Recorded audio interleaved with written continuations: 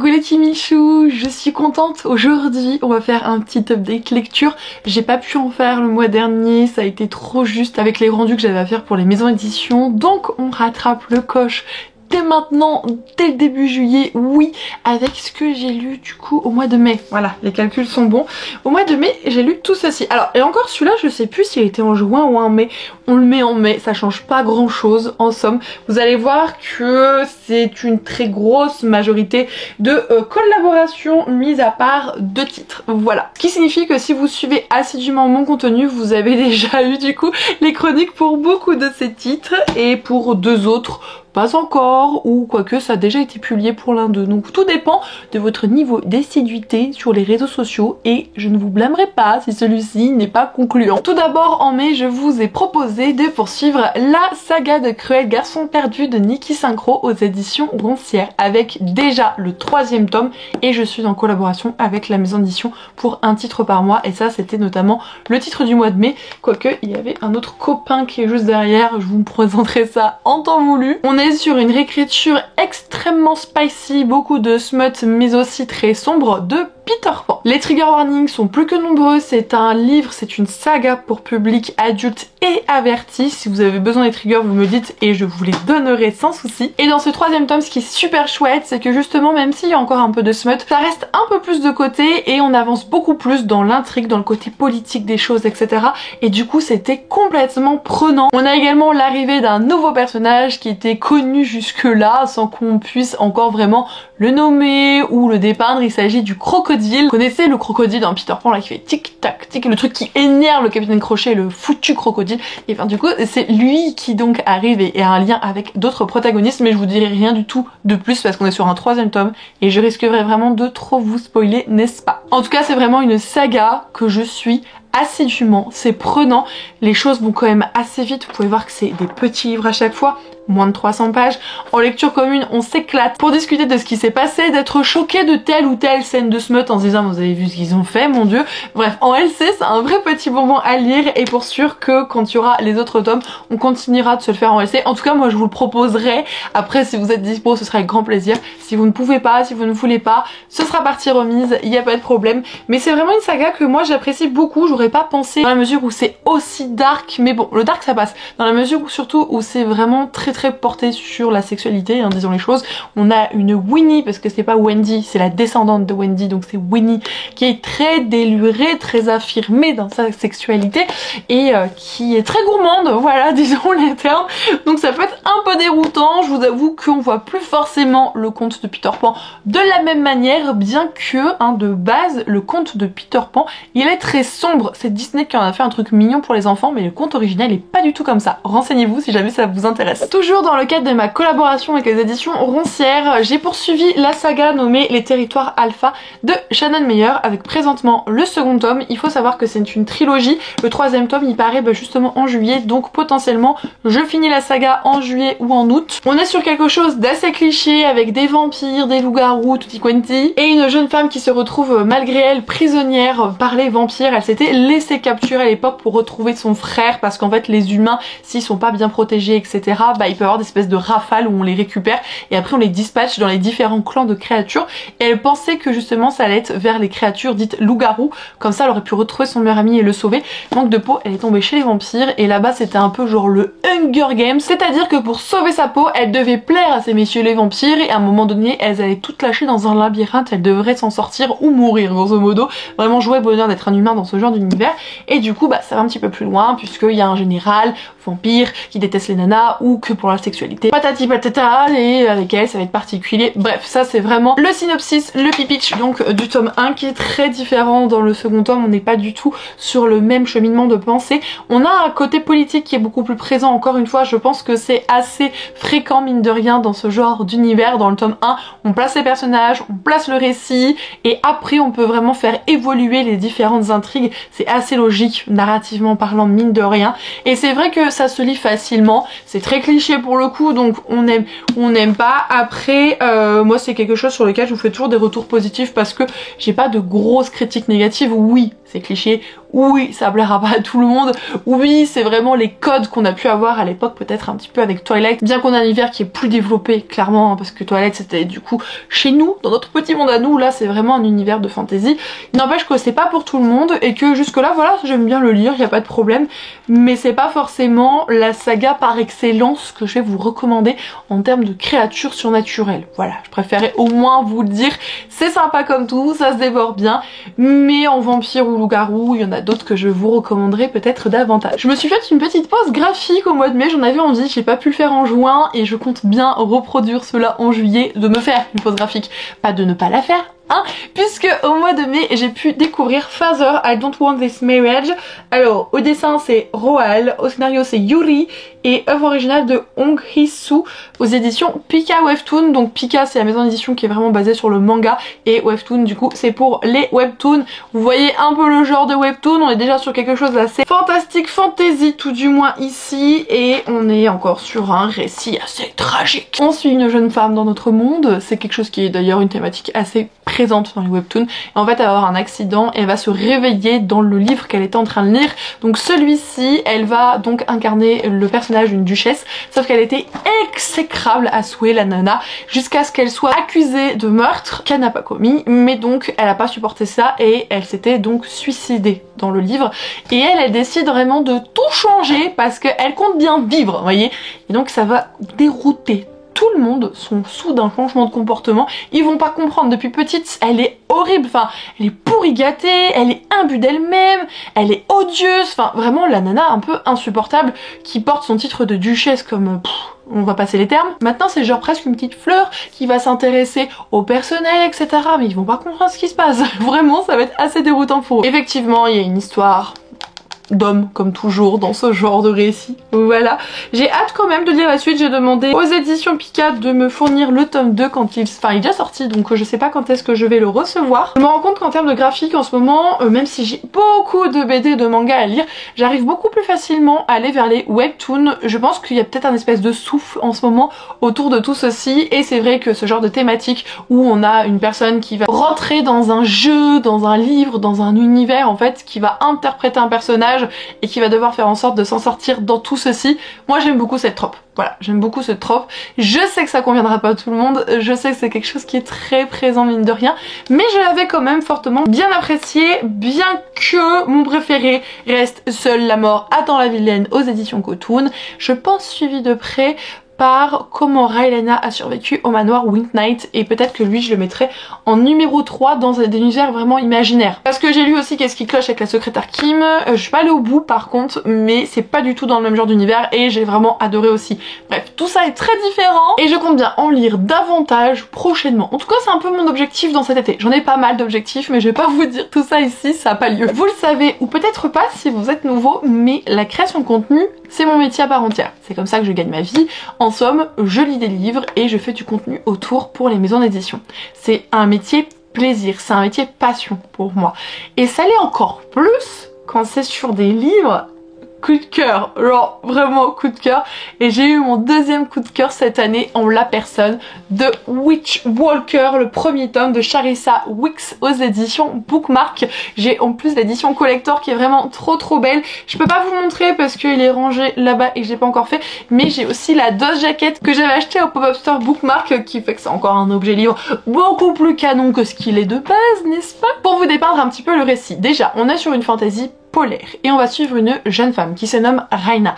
Raina ne peut pas parler, vraiment elle est muette, donc elle communique autrement. Et dans cet univers, malheureusement, il y a ce qu'on appelle le faucheur de sorcières qui vient, qui récupère une femme et qui l'emmène près du roi et on la revoit jamais. C'est ce qui est arrivé pour pas mal de personnes, dont notamment une des sœurs de Raina. Donc elle a pas forcément envie d'être attrapée, on est d'accord. Par contre, elle attend que le mec qui est donc Alexus se ramène pour se venger comme jamais de lui et du roi, parce que elle ne supporte pas qu'on lui ait pris sa sœur. Sauf que le jour de la collecte du faucheur de sorcières, rien ne va se passer comme prévu, c'est-à-dire qu'il y a l'ennemi qui s'est bougé le cocotier à ce moment-là. Donc autant vous dire que c'était pas forcément le moment opportun et que Raina va devoir tout revoir, tout ce qu'elle avait comme plan, tout ce qu'elle avait en tête, tout ce qu'elle pensait savoir, tout cela est faux. Et il faut savoir que Alexus, le faucheur de sorcières, sera son salut pour lui permettre de retrouver sa sœur. Elle va devoir faire confiance au mec qu'elle voulait tuer. Voilà, c'est pas forcément évident mine de rien. Je pense que c'était pas non plus dans ses plans. Après, ça fait quand même un sacré duo. Vraiment, j'ai adoré cette lecture comme pas permis. Je l'ai bouffée, j'avais beau être fatiguée, je m'endormais pas du tout dessus. Au contraire, elle me tenait éveillée alors que j'avais que quelques heures de sommeil derrière moi. Il est extrêmement charismatique, Alexus. C'est vraiment un personnage que j'ai beaucoup apprécié. Son histoire est un petit peu plus développée, on en apprend sur son passé et c'est quelque chose qui est très intéressant, qui le rend beaucoup plus humain, même si quelque part il est dépeint autrement en un sens. Je l'ai adoré. Et Raina, c'est une jeune femme, je vous ai dit, elle peut pas parler, elle est muette, mais elle est d'une force de caractère, cette femme. Ah, j'adore. Elle a pas, si je puis dire, sans mauvais jeu de mots, elle a pas la langue dans sa poche, voilà. Mais qu'est-ce qu'elle est téméraire, qu'est-ce qu'elle est déterminée, etc. C'est impressionnant. Vraiment, c'est impressionnant. Et j'ai adoré aussi le world building. L'univers est extrêmement complet. Et j'espère que l'autrice pourra l'utiliser même davantage dans le tome 2. Parce que vu tout ce qu'elle a créé, ce serait vraiment dommage. En tout cas, je peux vous dire que le tome 2 a été annoncé pour le mois de novembre. Donc je suis trop contente. Il y a déjà eu la cover reveal sur Instagram de la part des éditions Bookmark, autant pour l'édition collector que brochée, donc je mets déjà une croix dans mon calendrier. Un service de presse qui est dans ma pile à lire depuis plus d'1 an, voilà, c'est le dernier qui n'était pas du coup une collaboration rémunérée. Il s'agit du premier tome, il me semble que la saga c'est Dreamland Billionaires. En tout cas le premier tome c'est The Fine Print de Lauren Asher aux éditions BMR. On est, je sais pas si ça va vous parler en termes de cover, mais on est sur de la romance, voilà. D'ailleurs, cette histoire, elle est assez originale, tout du moins dans le lieu, parce que ça se déroule dans un parc d'attractions. En effet, on va suivre du coup une employée du parc qui aspire à autre chose que la position qu'elle a. Elle veut plutôt une position un petit peu d'ingénieur, ceux qui revoient le parc, etc. Mais jusqu'à présent, elle n'a pas réussi à atteindre cet objectif.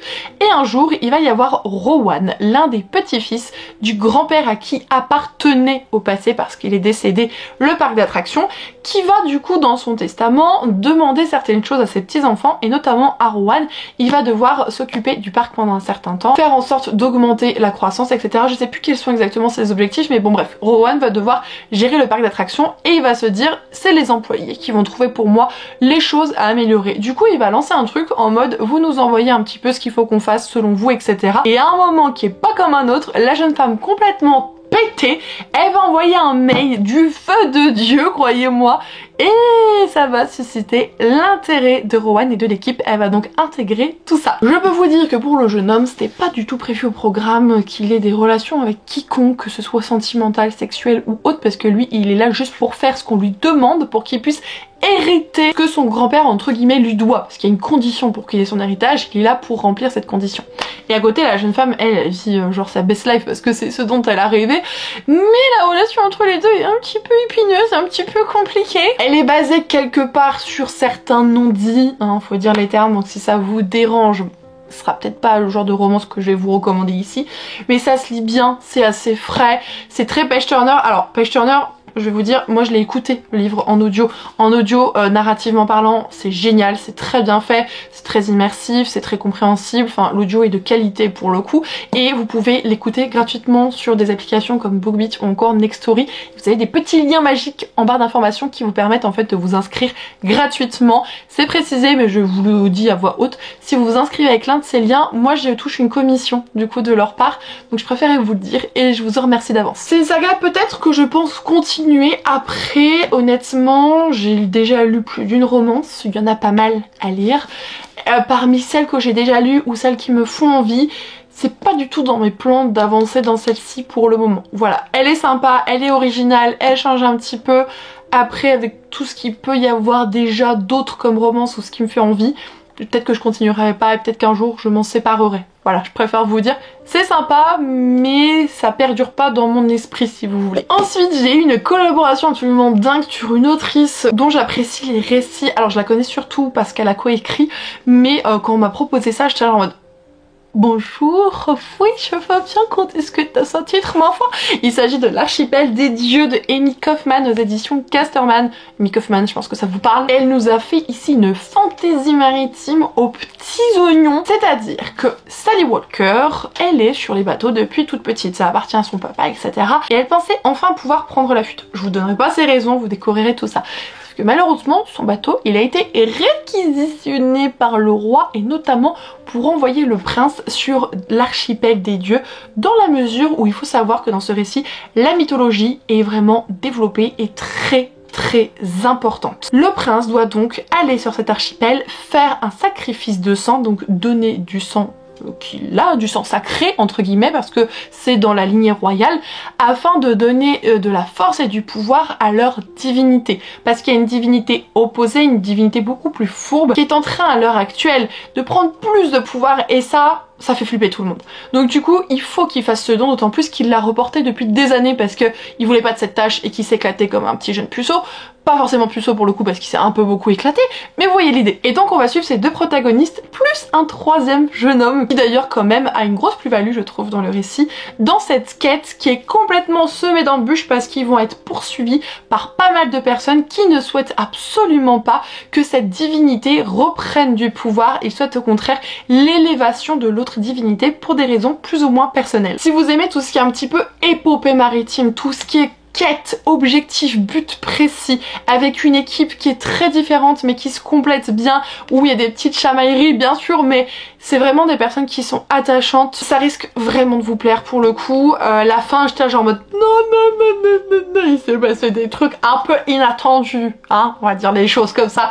J'ai un peu insulté l'autrice, elle a dû avoir une petite oreille qui a sifflé à un moment donné, parce que j'ai dit c'est pas possible de faire ça madame, bah elle m'a pas écouté, vous vous en doutez bien, mais vraiment je l'ai dévoré, je me suis couchée pour le finir à 4 h du matin, ça m'était pas arrivé depuis un petit moment, donc si vous aimez ce genre d'univers un petit peu marin, avec des gros enjeux politiques et religieux, moi je vous conseille cette petite beauté. Et pour terminer cette update lecture, j'ai pu lire un petit peu de mythologie grecque ce mois-ci, avec notamment la première romantessie des éditions Nathan, à savoir La Reine des Enfers de Bea Fitzgerald. Pour faire très simple, on est sur une réécriture du mythe d'Hadès et Perséphone, mais très original. Hadès, c'est un dieu des enfers qui déteste avoir ce pouvoir, qui déteste devoir présider, couronner une assemblée. Lui, il veut se planquer dans ses appartements et faire de l'art. Autant vous dire qu'on est très loin du dieu des enfers que l'on connaît. Et Perséphone, elle a une situation qui est un petit peu plus habituelle. Elle est retenue entre guillemets prisonnière sur une île par sa maman Déméter. Et en fait, c'est elle qui va fuir aux enfers. C'est elle qui va faire en sorte de ne pas avoir le mariage arrangé, pour lequel malheureusement elle est censée être obligée de ne pas avoir son mot à dire, et en fait elle va faire en sorte que Hadès n'a pas d'autre choix que de l'aider. Donc en fait ici on n'est qu'une Perséphone qui est extrêmement forte, extrêmement déterminée, elle sait ce qu'elle veut et elle veut du pouvoir. Enfin, jusqu'à présent, Perséphone, c'était la nana naïve qui s'en carrait du pouvoir, elle voulait sa liberté, mais enfin, c'est tout. Et encore, ça avait gros rapport avec Hadès, alors que là, c'est très différent. Vous voyez déjà le tableau. Il faut savoir que le dieu parmi les dieux, alias Zeus, est toujours aussi détestable, quel que soit, ou presque, hein, les intrigues, il est détestable, ce dieu. Et pareil, la maman, qui est normalement Déméter, c'est une déesse avec laquelle on a du mal en littérature vis-à-vis de Perséphone. Je trouve que là, elle est beaucoup plus nuancée et quelque part elle est beaucoup plus humanisée aussi, donc on sait pas trop comment la prendre mine de rien et c'est extrêmement bien ficelé. Tout ce qui se passe aux enfers, j'ai adoré l'évolution de celui-ci. On a un gros parallèle entre les enfers et plutôt ce qu'on peut connaître dans la religion chrétienne avec le paradis et les enfers. Je vous en dirai pas plus, j'ai trouvé que c'était très bien amené, encore une fois, c'est très original, bien construit. On est sur une romance qui est slow burn, qui prend son temps, qui est pas franchement explicite. Bon, elle est encore basée sur des non-dits, hein. Mais bon, on peut pas tout avoir. C'est vraiment le seul point négatif pour moi du récit, c'est ces fameux non-dits, le fait qu'ils se tournent autour, qu'ils jouent au chien et au chat, alors qu'en fait les deux ils pensent exactement la même chose, mais qu'ils ne se le disent pas pour des raisons futiles, on est d'accord. Mais vraiment j'étais super contente de pouvoir collaborer sur ce titre, parce que comme vous pouvez le constater, je l'ai apprécié, j'ai passé un bon moment durant ma lecture, je l'ai trouvé très original, très intéressant. La fin qui plus est de ce tome nous permet de comprendre quelque chose qui est assez présent dans la mythologie, vis-à-vis de la manière manière dont Perséphone vit aux enfers, mais je pourrais pas vous en dire plus.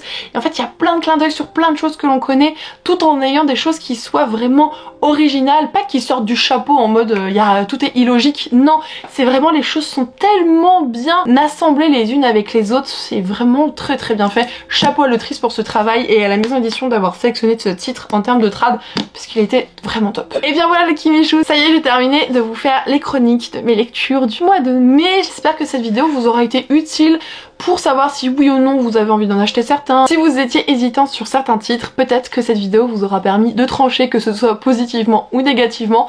Tant que vous vous sentez un petit peu aidé, moi c'est le principal, vraiment. Je vous retrouve dimanche pour une nouvelle vidéo et spoiler alerte, les vlogs spéciales été, ceux pour vous accompagner durant ces 2 mois quasiment toutes les semaines débuteront, donc j'ai trop hâte. Prenez soin de vous les Kimichou, à tout bientôt.